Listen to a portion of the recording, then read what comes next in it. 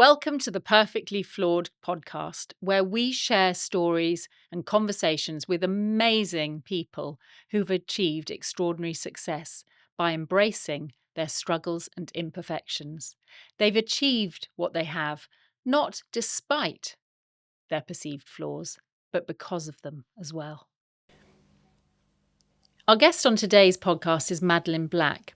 After being gang raped as a teenager, Madeleine went through a long and painful healing journey before finally now becoming an advocate for dealing with sexual assault and sexual violence. She's part of the Forgiveness Project, and she is just an amazing and insightful soul. I'm sure you'll enjoy this conversation. Madeleine Black, a very warm welcome to you. Really so delighted to have you here. You're a sexual violence activist. You suffered a gang rape when you were 14. And 13. But 13. And you talk about it without shame. Yeah. And I think that's one of the things that I think is the most valuable offering that you're giving the world. You've got a podcast, two podcasts, two TEDx's, one podcast, and you're an amazing speaker. Thank you. And I'm just so delighted that you're here today to talk about your experiences. And I've also had the joy of appearing on your podcast. And the title of that podcast was called Perfectly Flawed. And it was about my own sexual assault and my own experiences with it. And after that podcast, I wanted to retract some of it because I felt quite, I still felt the shame. I felt uncomfortable putting it out into the world. But it's interesting that because it's called Perfectly Flawed, a lot of people coming to this podcast are coming across that episode and listening to it. So there's something really lovely and circular about it. And also the fact that I clearly still want to visit and revisit this area because I believe so strongly that the sense of shame is keeping us kind of embedded and traumatized in various areas. And if we really want to live the perfectly flawed philosophy, we need to understand and accept that we are perfect as we are. Absolutely. And I think when you got caught by your shame, triggers, people would say, it's actually a clue. It's actually like a key. This is where I still need to do the work. You know, the triggers, we used to run from triggers, but actually the triggers are just pointing in the direction where we've still got trauma or residue left in our body. And it's really helpful to see, oh, I'm still caught by my shame. This is where I've still got some work left to do. So they're like big pointers. I mean, I know that you were recently caught by it yourself. Yeah. So as you know, I'm a sexual violence activist, and a couple of occasions. And a psychotherapist as well. And a psychotherapist, so, yes. yeah. And done loads of therapy as well. I've done a lot of therapy. I've done loads. Which I also have done. Tons and tons. And, you know, I'm thinking as I speak about rape and I write about rape, then, you know, I'm in a really good place. And two occasions, one was actually with a friend who you know as well, Liz Cashin. She was speaking at an event. It was a women's empowering event, and we were walking on, you know, hot coals, and we were walking on crushed ice. And then we did another one where they put the arrow to your throat, and there's a piece of wood, and you walk into it, and the arrow snaps. Oh, yes. And I've done it before. Yeah. And we were doing it again. And the arrow turned into the knife that was held against my throat. And I'm in a room of 300 women, all there to empower themselves. And I'm starting to get hotter and panic. And all I could see was the knife. But what's so good now, after doing all the work, is I can say, look, you're fine. It's just what I call a trauma burp. It's just come up. It's just some residue. It's just showing you there's still some stuff inside there that you just need to release. And so I can ground myself really quickly now. But yeah, I was surprised. I'm like, oh, they know that I'm a speaker, and all these women doing this journey, and I'm like, I'm the one that gets triggered. It was like, yeah, it just showed me that we can think we're in a really great place, but it's a working process. It's a really interesting one because, you know, if we've worked in the sort of healing profession as well, I think there's a lure to feel I'm healed. Yeah. I'm healed, I'm well. Yeah. And we work with other people. So there's almost a kind of secondary shame for still having issues and challenges. As the healer. As the healer, which is why I wanted to front up this episode by saying I still, I'm still very triggered and I still feel ashamed, and it's still not something I've even talked about on this podcast as yet. Although, interestingly, I have had Liz Cashin Yes. on this podcast talking about her journey of recovery. But you also had another one recently. Yes, I was in the gym and I'm learning to do pull-ups, and so my PT thought it would be a good idea to use straps, which is normal to help you lift heavy weights or to pull yourself. Tried the straps around my wrists and I went to do the pull-up, and automatically I was taken back to being 13 on the floor, tied by my wrist to the pipes of the radiator on that night, and I just had a major panic attack. But again, my PT was great. He knows my story and he just said, you're okay, you're in the gym, it's not happening again, you're fine. And that's it. It is just a story from the past now. It's not really happening again, but we get pulled in those directions because it is caught in our body, really, the trauma. It's not just in our mind, it's caught on a very cellular level. So I think we always need to work it through the body. And because I disassociated that night so much, I love going to the gym and I love lifting weights because it really lands me in my body. I was like, so there, of all places, when I'm working to be strong and to be back in the gym and to be land back in my body, it happened then. But it was, again, I could think, I'm okay, I'm in the gym, it's fine, and I won't use the straps again, but I can actually do them now without the straps, which is fine. But yeah, it just showed me again, like, there are still why is that coming up now? I was like, me, why should that come up? I was all, affronted by my trauma. How dare it come up? But that kind of like, how dare it come up and who me is one of those, it's like an overlay of a secondary shame. Yes. And that is, if we're really going to accept ourselves and be at peace with ourselves, it's saying it's okay if I have another bout, and it was okay. It was really okay. It was fine. I survived it. Yes, yeah, and you've also got. I'd love to talk about some of your achievements. Sure. You shared with me your 3 achievements before we.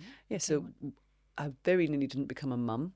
And recently a grandma, so I've obviously got past that. I used to think that giving birth would be like being raped again. I just imagined doctors around me, my feet in stirrups, everyone looking at my cervix, and I just the way I used to approach fear in those days was just to ignore anything that scared me. That was my approach to fear. And then I decided, if I don't become a mum, then they've won. I'm given away all of my own power and control, and they don't even have any idea. So reversing my decision, it's a very long-winded answer to that question. Reversing my decision. Because they have, but I think it's important to underscore that you didn't want them to win. Yeah. They would have won if they had stolen your chance to become a mum. Yeah. So having my 3 girls is one of the most amazing things I've ever done, because it was like my best revenge come to life. And now I've got my granddaughter. It's just like the best revenge is just continuing and continuing. And I think meeting Stephen, my husband, 40 odd years ago when I was 17, just showed me that despite what I thought of myself, that I was lovable, because I was in such a place of self-loathing and self-hating and couldn't understand why this lovely man wanted to be with someone like me. And he just loved me. He's so grounded and connected with hardly doing any work on himself. He's just one of these very stable people. And through, I guess, unconditional love, I saw that I wasn't the things that I thought I was. So I could let his love in and I could give love out. And really through that, I learned to turn towards love rather than hate. I learned that love will always win over hate. And I learned to, slowly like myself and then love myself and then be really proud of who I am. And indeed, I guess you begin many of your LinkedIn posts and other. You'll come straight in with what happened to you. There's no shame. Not anymore. No denying. No. And the third thing I think is finding my voice, because if I go back to that night in the late 1970s when I was 13, if I'd have told her one day, you're going to write a book, you're going to speak on a stage to 3,000 people, you'll travel the world, you'll have, you'll go onto TV, radio, you'll be in magazines, whatever. There's no way my younger self would have believed me. She just would have been mortified at the idea. So, yeah, I like to think now she must be thinking, okay, good job. Well, you've also, is the 3,000 people through the forgiveness? The first TEDx, the first one TEDx, I did, Yes, but you also have done some work with Archbishop Desmond Tutu's Forgiveness project. Well, it's actually, he was one of the patrons. It's run by a woman called Marina Kentakazuno, who's a journalist. And Marina has this beautiful saying for us. She doesn't call us storytellers, she calls us story healers. And I felt the evidence come from that so many times. The power of sharing our stories is just incredible. You know, people will then, when I speak, people will then share their story with me, or they'll get in contact after they've heard me, or send me messages and share their own story. And some people have never told their story, so it's for the very first time. No, but Marina approached me and asked me to share my story on her website, the Forgiveness Project's website, and she collects stories of forgiveness. And she said that I could be totally anonymous. I didn't need to put my photo and my name. But I was just really tired of being ashamed.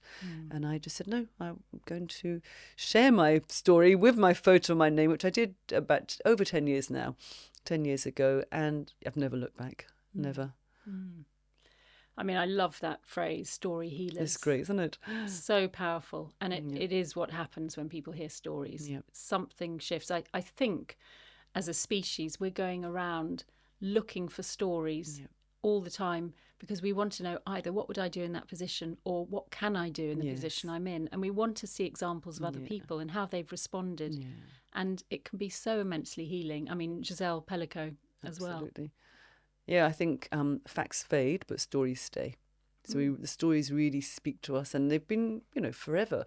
In the caves, around fires. It's gone on for years, many, many years, people sharing their stories. And we saw, as you said, with Giselle Pellico, the power of her saying that shame must change sides, witnessing her going into court at the very first few days of her trial with her head down and her glasses on, and at the end being like, you know, she shifted her shame for her, and she became a voice for so many other women too. And a role model to say, you can stand proudly. Why should she wear that shame? I can't remember her words. Can you recall them?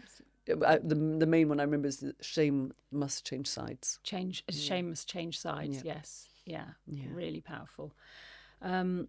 But I know, well, just before we go further, you mentioned about dissociation. I think it might be valuable for people listening to understand what dissociation is.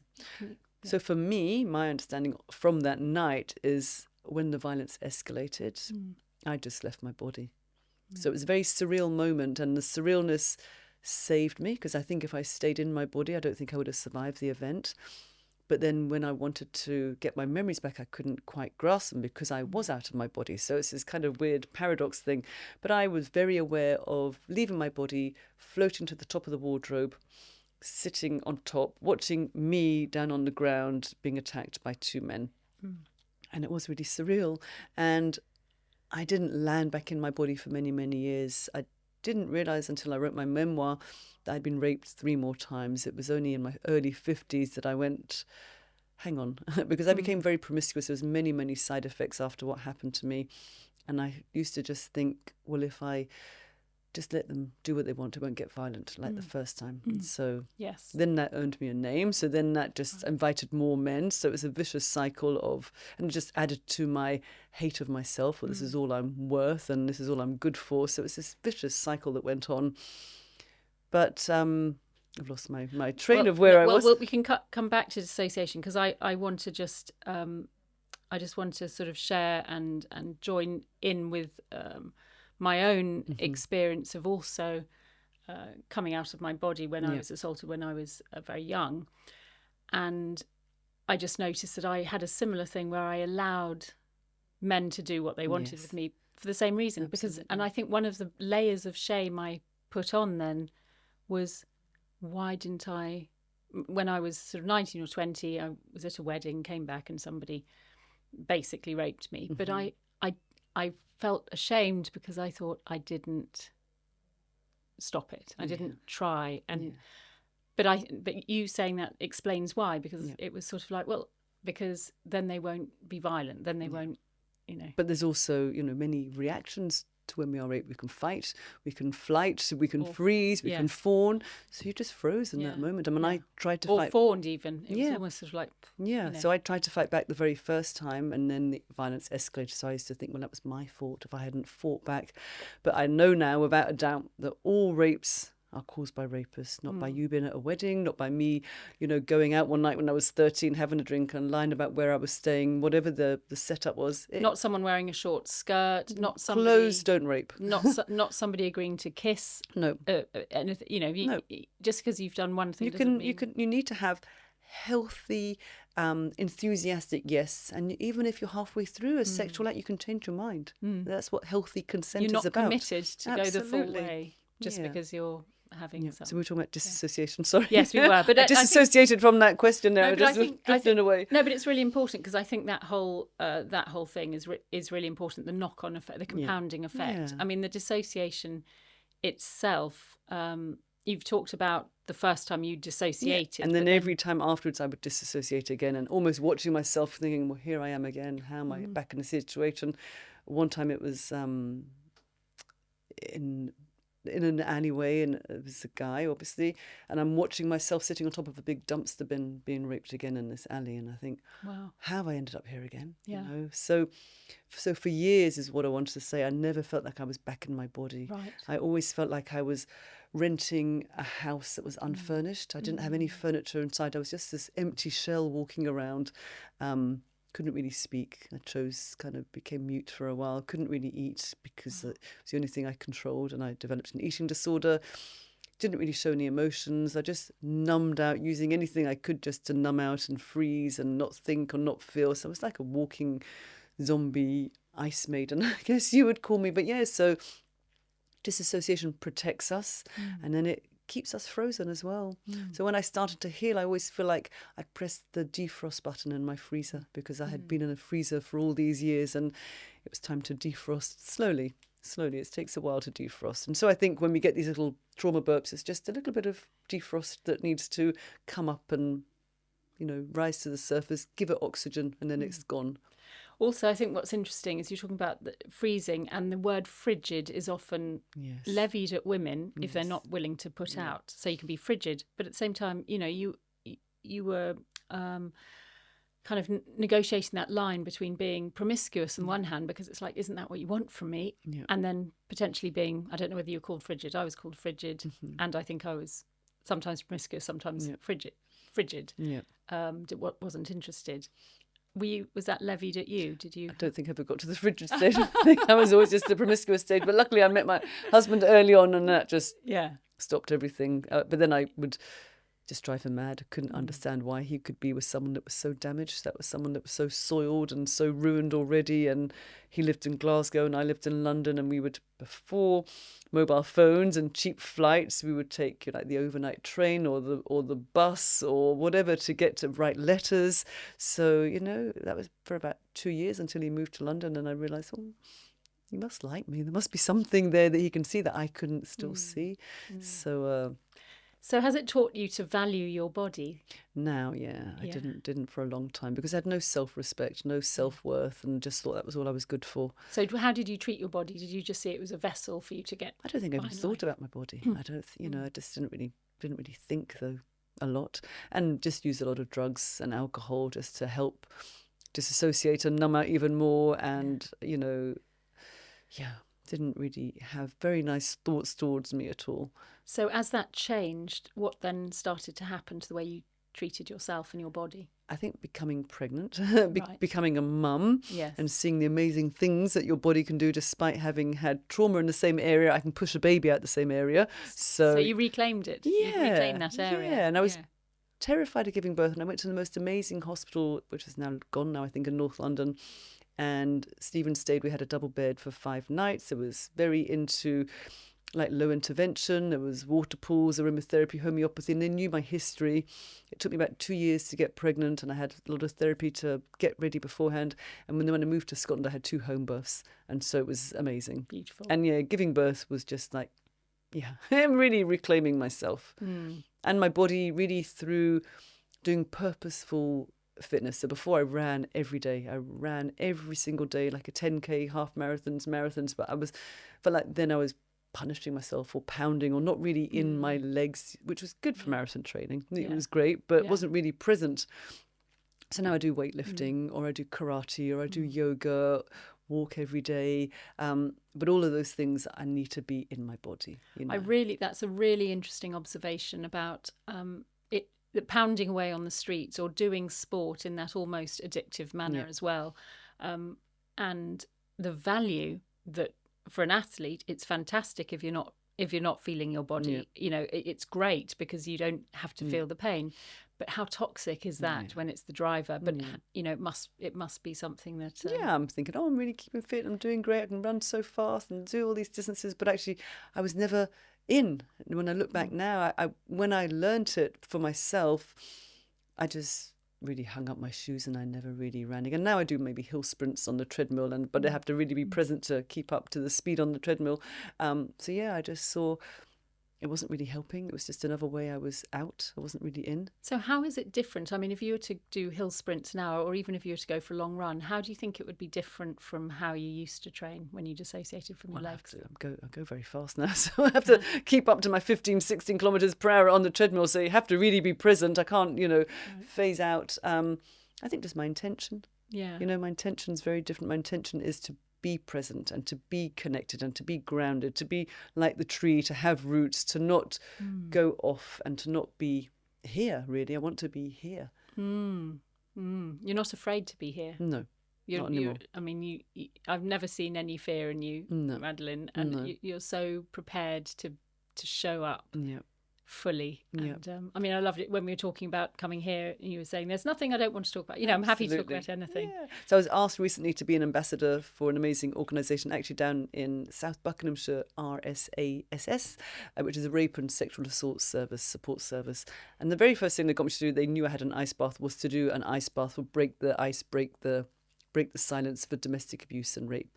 And then they've said to me, we're going to do a skydive. Do you want to do that? I said, what have you got me here to do? I thought I'm supporting the service.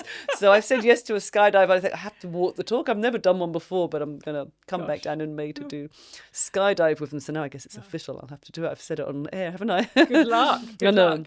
It actually reminds me of some building workers. I don't know whether you've heard this, but it was about people being in their bodies. And there were some, it was in Australia, and there were some Aboriginal basically tribesmen who took on the role of climbing up into high levels. This was before there were very high safety standards. And they were so grounded. I mean, they often, they didn't use whatever ropes or equipment were there because they felt so grounded and comfortable in these sort of fearful situations. It was, I'm not quite sure what was going on there, but there was something about being very grounded, very part of the earth, very part of things that the fear wasn't there. When you watch the people that climb the vertical rocks, the great big mountains. I watched one recently about the people filming the people doing the, like in Scotland, and it was like, oh my God, how can you find anywhere to hook on or to put your feet, and just a little hook in the ice, and so present. You have to be. You can't, if you slip, you make a mistake, you pay a big price. So skydive will be interesting. Yeah, well, good luck. Good luck with that. So I've gone from being, I think, really scared of everything, because fear, I think, was at my best friend. We walked side by side for years, and I just decided to break up with fear. So I've kind of become now the opposite, embracing the things that used to scare me. So it's interesting. It's really a strange journey. And I think also the fact that you're embracing your body as well as, your mind. I think often in the healing journey, people can start with finding kind of a bit more peace with who they are, maybe accepting some emotions as they show up, emotions that they dissociated from, emotions they'd suppressed, but just allowing those emotions, but eventually showing up in the outside world in a really connected way, relating with other people and physically in the body. Yeah, but I think, it was the mind and the physical body are so connected that I had to learn to integrate it, because I was cut off from the head upwards, I had cut everything off. So I had to learn to bring everything up there, down into my body, right down to my feet, because otherwise I would be this disconnected person for life. So I had to really integrate the mind and body, to, I guess, to be whole again. And I also know that you have the most extraordinary parents who have been huge inspiration for you, and sadly your father's passed away, but he was, you described him someone who laughed and loved life. Yeah. Was And they also- both have overcome their own adversities. So my mum had a car accident when she was younger, and her neck was then broken many years later in an operation, which led her bedridden for a few years. And listening to a man called Joe Keaton on the radio, who's a famous hypnotherapist from Liverpool. She used self-hypnosis and sacked the nurses and threw away all her medicines and walked again and, reclaimed her life and her body. Amazing. And my dad was a Holocaust survivor who had all his family, bar his sister, wiped out in Auschwitz. His little brother Mordechai was just 6 years old. And it wasn't by what my dad said, but how he lived his life. I saw that, he, as you said, he was very joyful, he was very funny, he was very mischievous. I'd go to bed and be a hairbrush under the duvet, or, he'd make the phone ring and he'd take away your dinner plate, and just all these daft practical jokes around the house. I walked into a restaurant, there's 5 of us, a glass of water and 7 straws every time. It was every meal we went to. He was always mucking about.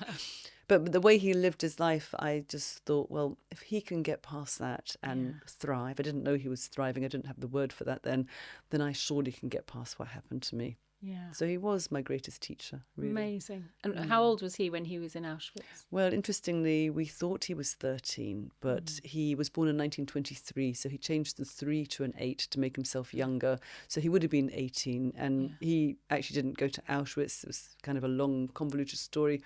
They were put in a ghetto, then they went back to their family home and taken away again. But he was put under the kitchen sink in a cupboard. We were all quite short people, so he was hidden with a sister, and then they took him away. The police came, the Hungarian police. So he was in a work camp, a labour camp, but his family all died in Auschwitz. And one day he just heard the bombs coming, and he ripped off his star and he ran. And there's a photo at home and a friend in an SS uniform, so we know that he had to pretend to be German for a while. They told me he was terrified to go for a pee in case they saw he was circumcised. They'd know he was Jewish. And through the Red Cross, he changed his name. He was living in Yugoslavia then. Where was he from originally? He was from former Czechoslovakia. Oh, right. So then he was in Budapest, and he changed his name from Leopold Gadalovic to Safa Ladjos, which was a Yugoslavian name. And he lived in hiding till the end of the war.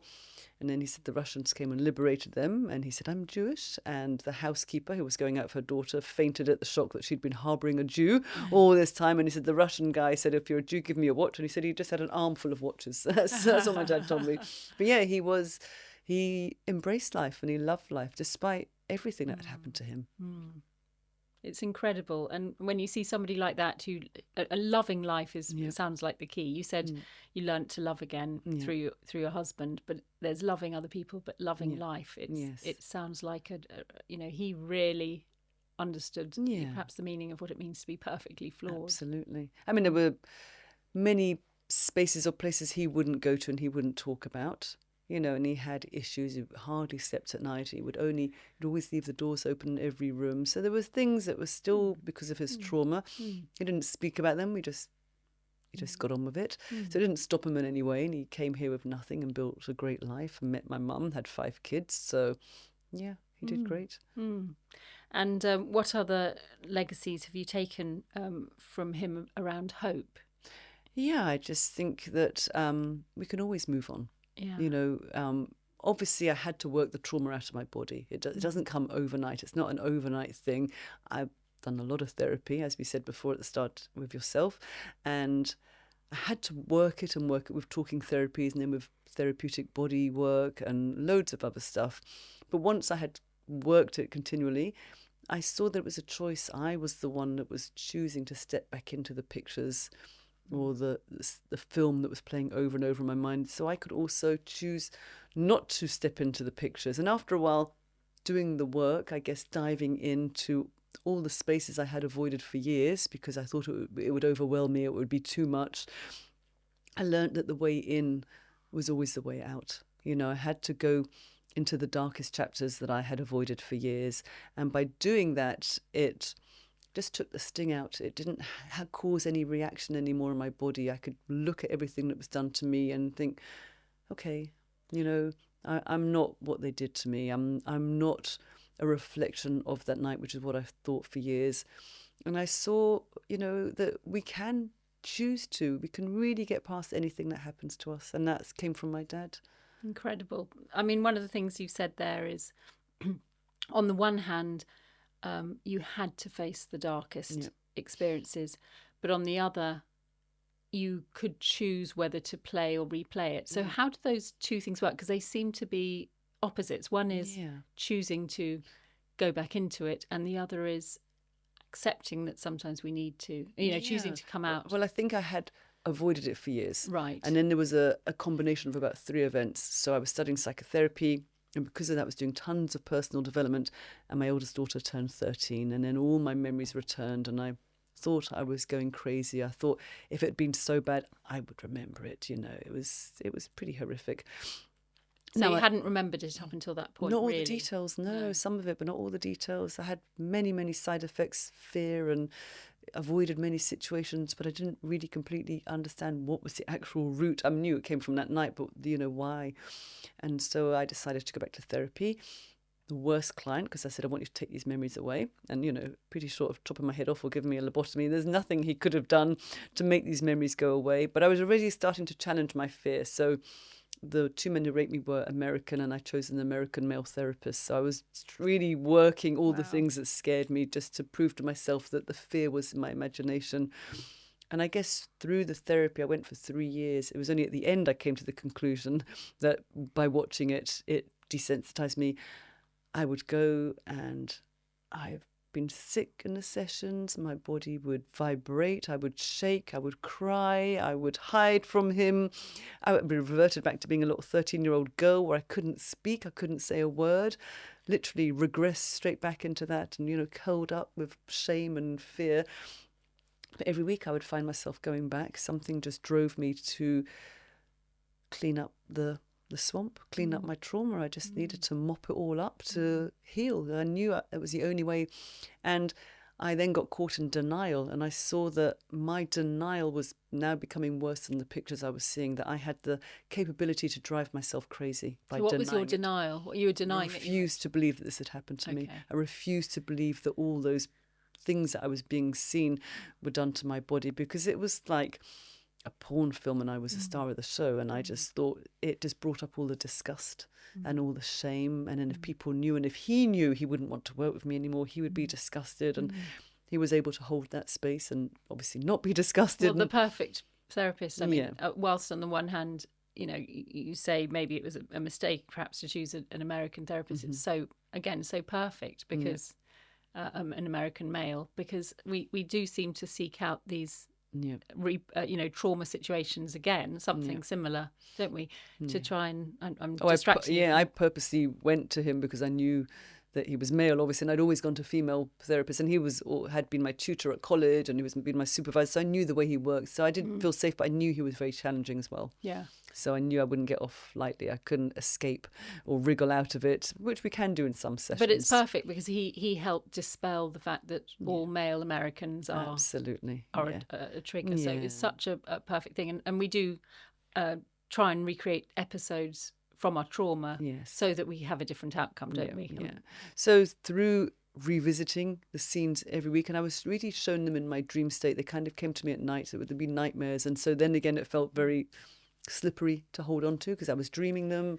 And had I just really picked up memories from working at Women's Aid and Rape Crisis, and were they really other women's stories? I had just created every single reason for them not to be mine, and eventually I had to go, look, you're driving yourself mad. This is worse than actually what happened to you. You could get locked up again in a psychiatric ward where you spent time when you were a teenager.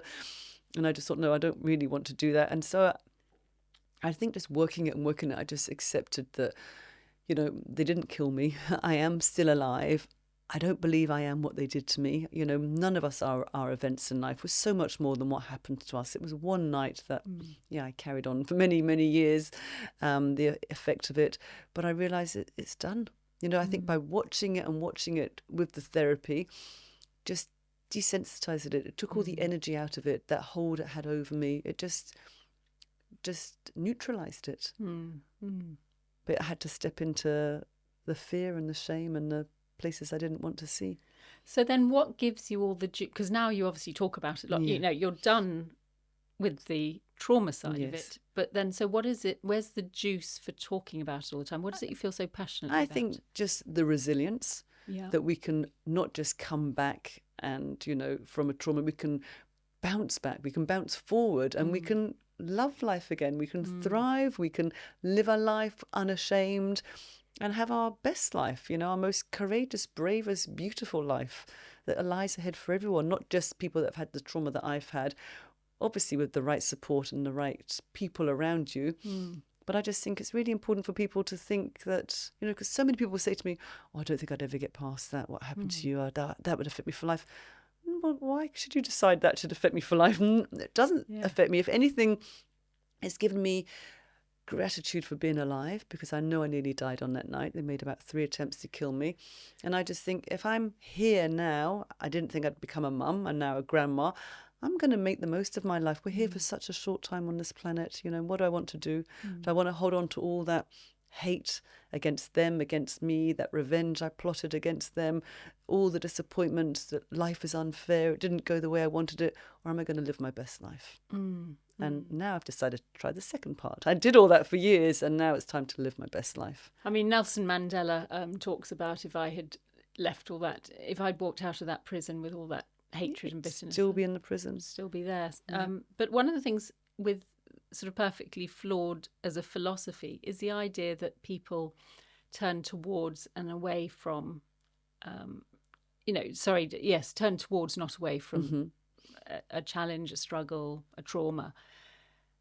And it sounds like you are turning towards, even though you are healed and it's a done thing. Would you say that you're turning towards? How does that work? Well, when I share my story, I'm obviously turning towards my story when I'm sharing it. So I'm not ashamed in any way to share details of being raped, not once, but 4 times before the age of 18. I have no shame attached to it at all. And I'm just really passionate, which is why I'm always grateful to people that invite me on their shows, to help end the shame for other people, the stigma, the silence. So I have to use my story for that way, but then it's not all that, it's also then you can be resilient, you can bounce forward, you can live a great life, you can heal from anything that happens to you. So actually, this is maybe a terrible and clumsy way to say it, but there's been a sort of a gift in that experience. Yes, and it might sound very weird for people that are still caught in their trauma, but I wouldn't undo now what happened to me, which is really weird. I mean, I had to be very grateful to one of them. Yeah. Because the one I call the worst one, the final attempt to kill me, the other guy stopped him. So I had to be grateful to one of the rapists, which really hurt my head for a long time. How can I be grateful when he did all these revolting things to my body? But I think for them showing me how precious life is, it very nearly went, that I just think, no, I'm going to live my life. I don't want to be identified forever as that woman that was raped at 13, but I want to be the one that has a good life, that can break out of that. And yet you do use it as part of your identity, but you use it for good, don't you? And I think one of the thoughts I had when you were saying, people say to you, I would never get over that. It strikes me that you've got through, you went through it and out the other side. You actually embraced it. Embraced the feelings. You'd been dissociated for years.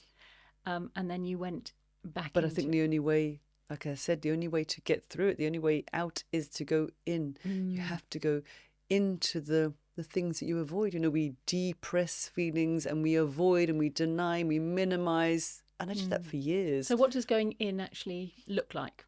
Just, facing it all, revisiting the things that you don't want to revisit, all the memories and the nightmares. I'd go back every session saying, oh my God, this has now happened. How can that be true? I saw this is what they did to me. And all the details, I would try to say them, and even to say them was like really hard, because I thought, he's going to ask me to leave, he won't want to work with somebody that is contaminated as me, he'll just think, leave now. So there was this constant ping pong battle in my head, like, can't tell him that, and then the words came out my mouth, why did you tell him that? You can't tell him that. So it was always battling.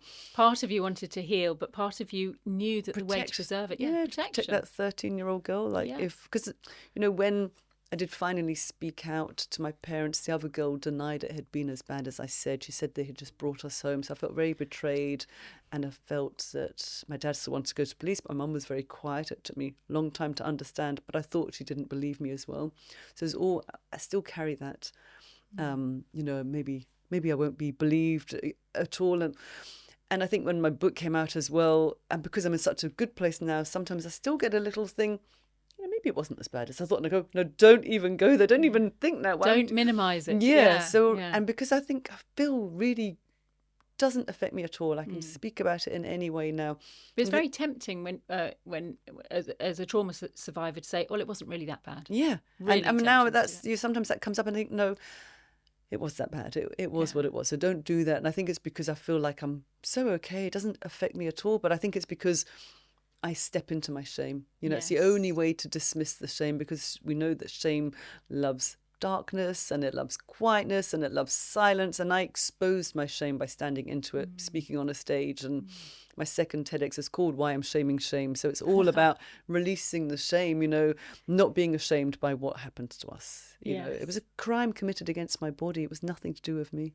Yes. Nothing. There's no reason to feel ashamed whatsoever. No. Yeah. I mean, it's an awful situation to be in where people have that that battle. You're talking about that internal battle where and you're worried at night what will come up in nightmares. And it's all a battle raging inside ourselves when we are not healed. So we're afraid of what lies within us. And I think so many people, whether they've been traumatized or not in any kind of explicit way, are walking around with a fear of what might come up and a fear of, I mean, I remember doing a lot of therapy where there was a symbol of rocks, and I was afraid I remember using the phrase, I don't want to look under those rocks. I don't want to see what's underneath. Reveal anything. Yes, and then I slowly dismantled and looked behind. There was a whole wall I didn't want to look at, sort of metaphorically, and I, stone by stone, I just slowly and gently looked behind each rock, and all the worms came out, and I felt, I mean, my life was transformed as a result of that therapy. And I think what you're doing is taking it even further by saying, this is absolutely, whatever's under there is okay. I don't, It's learning not to run from it and just sitting with it and just allowing it. So when I started my second TEDx, I start with a beach ball, and I just can't remember the exact words, and I just said that the pressure of holding on to my shame was felt like constantly keeping a beach ball underwater for years. The fear of letting it go, or the fear of revealing it, like you talk about the rocks, and that was always bubbling away. Like, if people knew what had happened, they would judge me, and then at the end of the day, we're the biggest judges. Yes, it's not other people, because I don't know what other people think. But that's because we don't want to be perceived as flawed. We don't want to be, even if we know consciously and cognitively, this wasn't my fault, and these things happened. We don't want the world to see us as flawed. I mean, I think we want to. I remember being very embarrassed about my parents being divorced. I felt that was a bit of a taboo at that time. None of my friends' parents were divorced, apart from one boy, and everyone thought, oh, that poor boy. So when mine got divorced, I didn't want that imposed on me. So I very much said, no, it's fine. It's because I didn't want that shame. So And we all, so for whatever reason, we all hold on to inappropriate shame. Right. And it holds us back. Yeah. And it really stifles us. It stops us from growing, stops us from being who we really are, our true nature. Yes, shame is really destructive. So how should someone move through shame? I think if they can, find someone to speak to. It doesn't have to be a therapist. Find someone that they trust and share their story out loud with someone to witness and get good feedback. And if you can't find someone, write your story down and read it out loud and tell it to yourself, and stop denying, stop minimizing, stop ridiculing it, and stop hating yourself. And all these things aren't easy. I know they're not easy to do. It's a learning process. But if a little toddler fell down and hurt its knee, you would give it a little kiss or give it a plaster. Speak to yourself like you would to a little toddler that just hurt itself, or to someone that was in pain. I think to show kindness to yourself is that's the hardest thing to learn. And I think it's bandied about a lot on sort of Instagram posts and things. Love yourself, but it's very difficult for people to understand what that actually means. How do you do it? Lighten up on yourself. Give yourself a break. I was just beating myself up so many years of the imaginary stick, not good enough, not worthy enough, all of this stuff. And I was the one doing it. They weren't doing it to me anymore. They had done what they had done. They'd gone. It was me that was doing it for years and years and years. But it is a very intimate crime. It's not like having your car stolen or your house burgled. And because of society, rape culture, all the rape myths, we do internalize it. And it is perpetuated by the shame in the community, in the culture. You know, what was she wearing and what was she drinking? And she went to his hotel room and all the nonsense. But we know clothes don't cause rape. Alcohol doesn't cause rape. Lying to your parents, you know, being in a flat that nobody knows where you are. It comes down to the fact that 100% of rapes are caused by rapists. Nothing else. Well said. Yeah. So it's simple as that. Yeah. And yet, even before we started this podcast, I found myself sort of saying, we were talking about what this was about to the people doing the recording, wonderful team. And I said trigger warning. So trigger warning. But that's a funny one, isn't it? Because it's because there's that sense that we might be triggering stuff for other people. Yeah. Or at least in my case, triggers are our gifts. Really, they are our gifts. But it got to a place where I'd worked my triggers a long time because, you know, when I could get triggered and it could take me back weeks, months, days, whatever. And now I'm like, okay, it's just some residue left behind. Thank you for showing me where the work needs to be done. And I just sit with it, allow it, and then it goes. So should there be trigger warnings? Yeah, it's a very difficult one. So when I wrote my memoir, a friend had read what I'd written previously for somebody else. I had written 12 pages, and the person who suggested it, my teacher at the time, Imaho, said, write down all the facts, put everything in. And then he used it at one of the workshops that I went to, and I was so ashamed.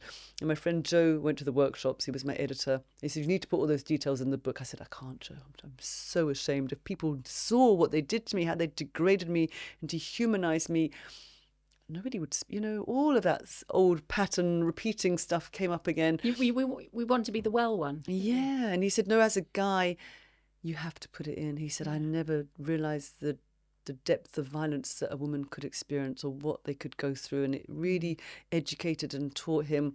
So he worked me, and I got to see, you know, if I'm going to tell my story, just tell it all. You know, just tell it all, be honest. Well, why, you know, pretend that I'm not perfectly flawed? Why just pretend that I'm, you know, it wasn't that bad and all that stuff? And then when it came to get published, my publisher said, we've had a talk in the office and I don't think we could publish all those details. I said, no, you have to. I was quite adamant. My head flipped, you know, 360 completely.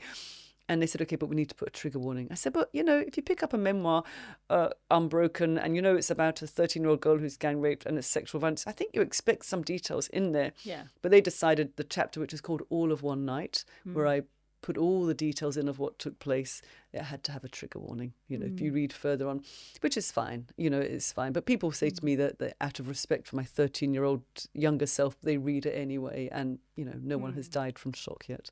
They've all survived reading it. But equally, things do trigger us, whether it can be a film or the handcuffs when you're doing the weights, you know, things can trigger us. And if people don't have the resources or they don't know where to go, I suppose it's important to just sort of let them know they could be feeling a trigger. Because I think actually even identifying that when you're very dissociated, you might not even identify that you're being triggered. You're pulled back. I know, you're so cut off from your body that you're not. It's a real mixed thing, because I think I didn't get a trigger warning at 13. No, I had no trigger warning. Your younger self had no trigger warning. You know, it just took place. So. But yeah, I love your phrase though, standing in the shame. You've used that phrase before. What do you mean by standing in the shame? No longer running from it, no longer hiding. Yeah. Just going, well, this is me. This is what happened and this is who I am. You know, take me, all of it, warts and all, this is what happened to me. And I will not carry any shame anymore. I held onto inappropriate shame for years. The shame never, ever belonged to me. It always belonged to them. And so literally I had to bring light to it, you know, because it can't survive in the light. It can't survive when we speak it out loud. It can't survive because shame thrives in the darkness, and it thrives in silence. And the silence only protects the perpetrators as well. It doesn't protect us. It keeps us as victims.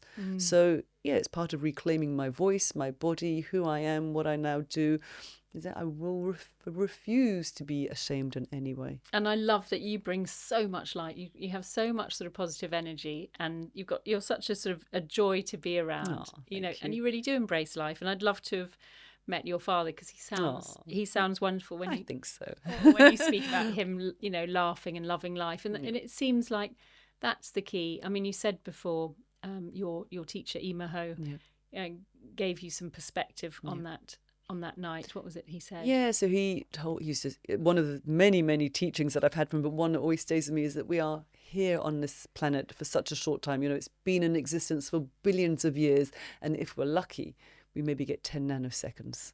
And what are you going to do with that time? Yeah.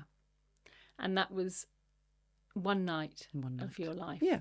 And you were saying that your father had suffered, you know, months, years, and he also was able to come back to life, to love life and to laugh.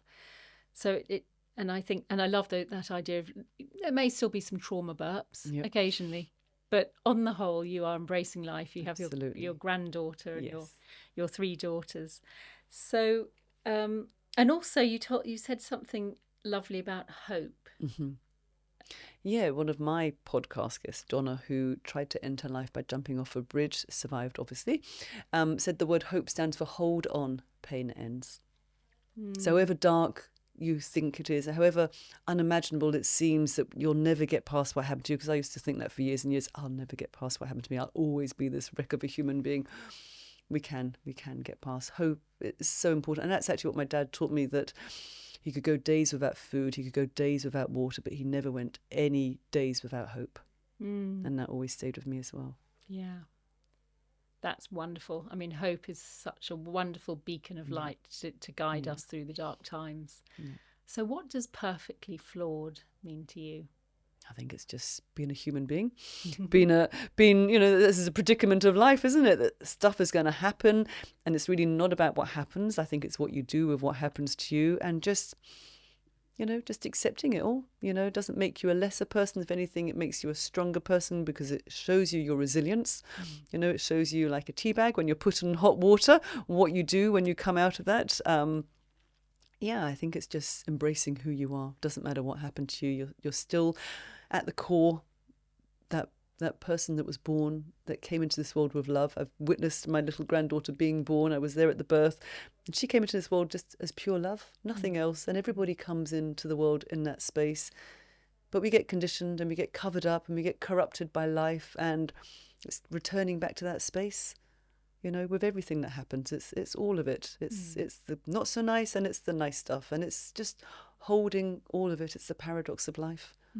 Being able to have the dark and the light and move through it. In fact, the subtitle for this is The Art of Being Human. Oh, there you go. There you go. And finally, a question I ask everybody, which is, what would you say to the younger you? Good question. I would say to her that you will get past this. You might not think it right now, but there will be one day when you will use your story to inspire other people, to show them that it's really possible to move through it. Wonderful. Well, thank you so much for coming on the show, and we'll put lots of links into the notes so that people can go and see your TEDx's and hear more about your incredible work and activism in this space. But I'm just personally so grateful just for you being on this planet and for the opportunity to meet with you here. And lovely to be part of your podcast show as well. Thank you very much. Pleasure. Thank you to Madeleine Black, and thank you for listening. One of the things I was so struck by was how much she teaches us as women to trust our bodies and trust our boundaries. And she's spreading that message to young women. I think it's so important for all girls to know just how much they're valued and how much it's important to honour their own body. The victim of rape is never, ever responsible. And that's a message that I think came across that is so important and something that we all need to remember.